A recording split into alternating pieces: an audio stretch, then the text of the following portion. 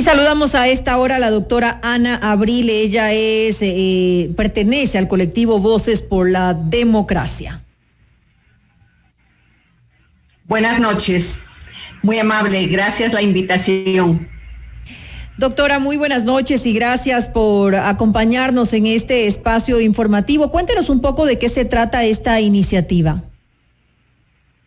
Bueno, nosotros somos un colectivo ciudadano que nos denominamos Voces por la Democracia, y Alzando las Voces es el movimiento juvenil. Nos mueve el análisis incesante de la realidad nacional, y más ahora frente a la segunda vuelta electoral.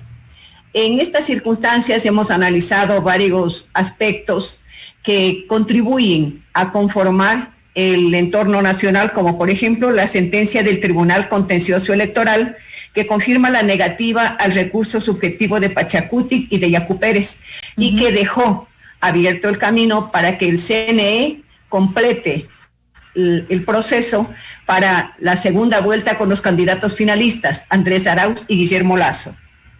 Con anterioridad también nuestro colectivo había hecho ya un cordial llamado tanto a las autoridades electorales, a los sujetos políticos y a la ciudadanía en general, para que todas las diferencias que nacieron por esa por el temprano anuncio de los resultados electorales del 7 de febrero, fueran desarrollados, fueran resueltos en el ámbito de la cordialidad, con sujeción a la normativa electoral para preservar la paz social y la democracia.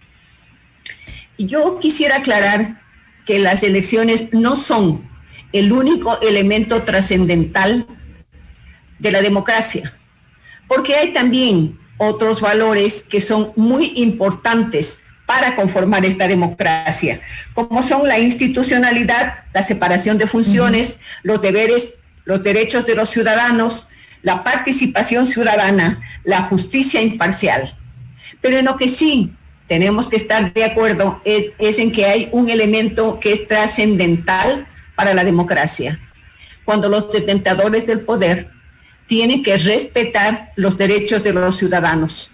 Eso es fundamental para decir que vivimos en democracia. Doctora, ¿qué tanto puede afectar a la percepción de que vivimos en un sistema democrático cuando hay desconfianza en que las elecciones se hayan manejado con absoluta integridad? Es decir, que haya transparencia, que exista confianza en el órgano encargado. ¿Qué tan importante es esto?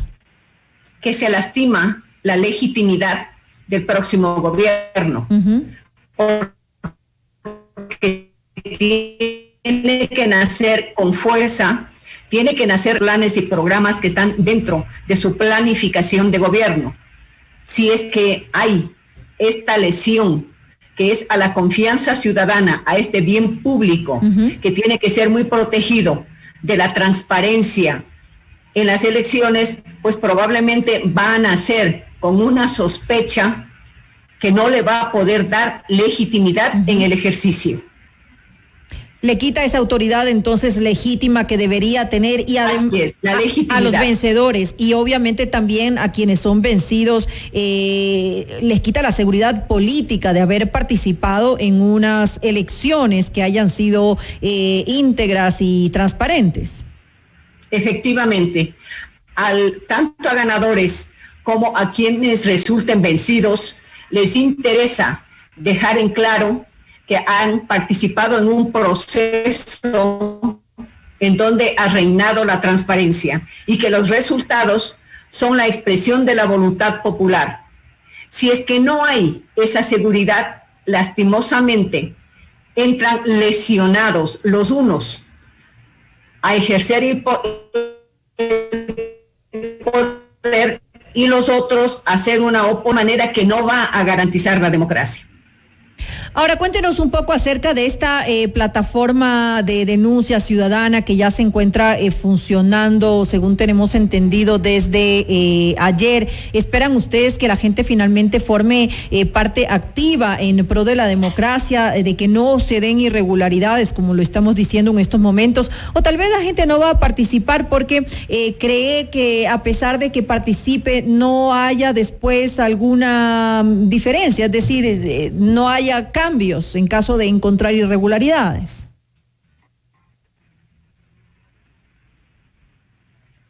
Usted tiene razón. Probablemente, perdón. Le estamos escuchando. Parece que está fallando la señal. Tenemos algo de interrupción en la señal. Coménteme un poco lo que usted me iba a decir y luego vemos si no tendremos que resolver este problema técnico. Yo le decía que efectivamente puede haber una sensación, una realidad de apatía de los ciudadanos, porque efectivamente lo que hay ahora es desconfianza. Así es. Desconfianza en las autoridades electorales, y ese era otro de los elementos que nosotros habíamos analizado, que no hubo la debida coordinación entre las autoridades electorales y eso les quitó independencia e imparcialidad. Estoy hablando de la primera vuelta. Uh-huh.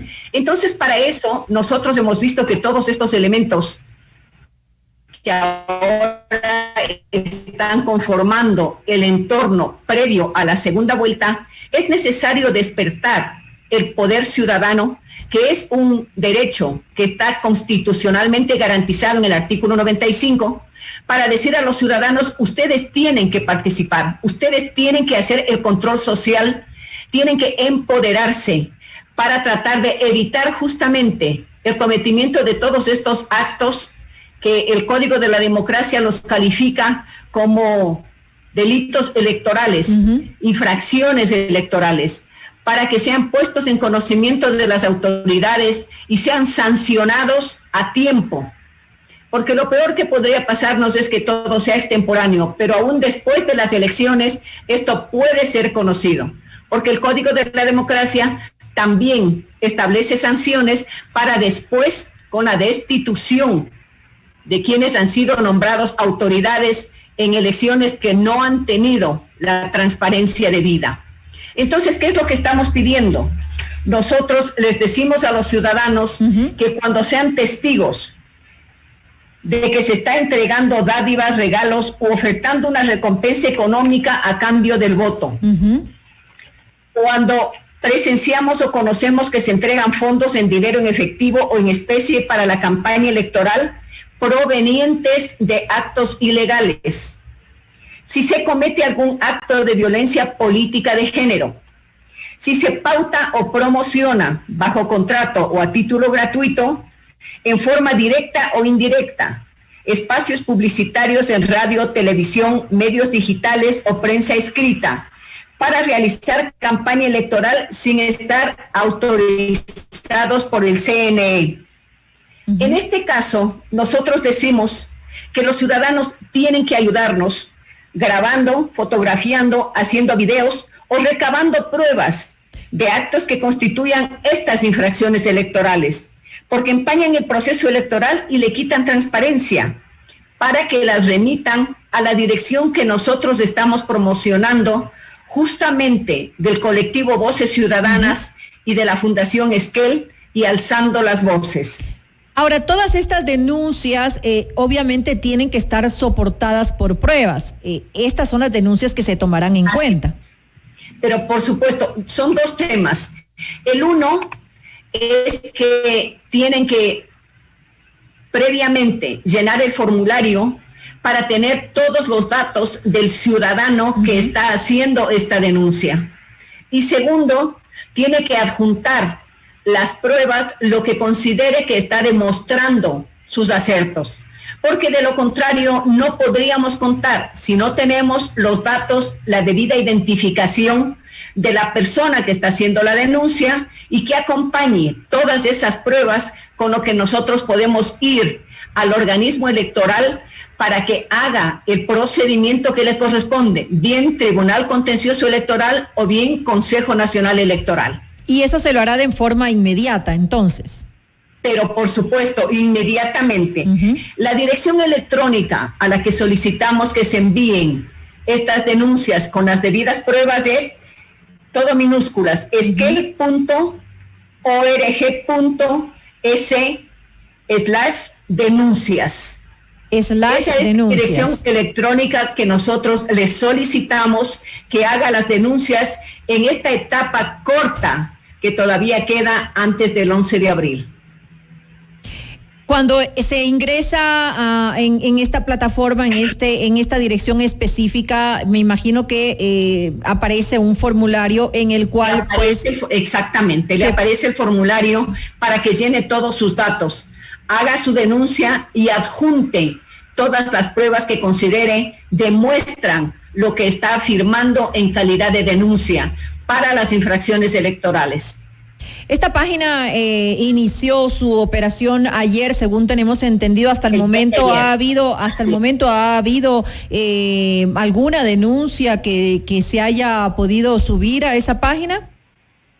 Qué pena, no estoy en esa parte operativa y no le puedo dar el dato, pero me voy a preocupar de tener el dato para poder otorgar a la prensa.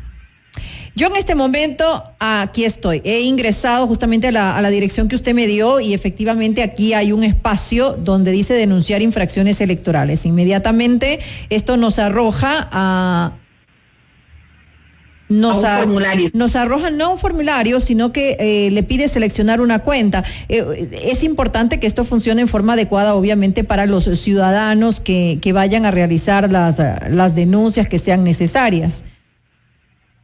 Así es necesario que sea amigable, que sea una página que le permita al ciudadano hacer la denuncia de la manera más fácil, para que también ponga esas pruebas que nosotros le estamos pidiendo. Esperemos que sí, vamos a estar entonces pendientes. Ustedes me imagino que después de que finalicen las elecciones, pues podrán tener un informe acerca de cuántas denuncias fueron recibidas en este sitio. Claro que sí. Y si después pues se dio el proceso necesario entregando esta información, ya sea al Tribunal Contencioso Electoral o al Consejo Nacional Electoral, sea cual sea el caso según amerite, ¿no?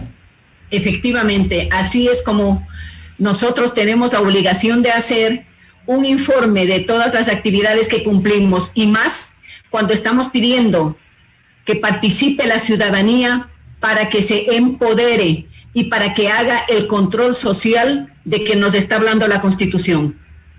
Es importante, como usted lo dice, que haya un empoderamiento de la ciudadanía. Obviamente está decidiendo el futuro del país y es importante que todos seamos copartícipes de ese futuro. Más aún cuando se conozca de irregularidades, es realmente importante poderlas denunciar para que vivamos unas elecciones democráticas y que no estén empañadas por actos de corrupción.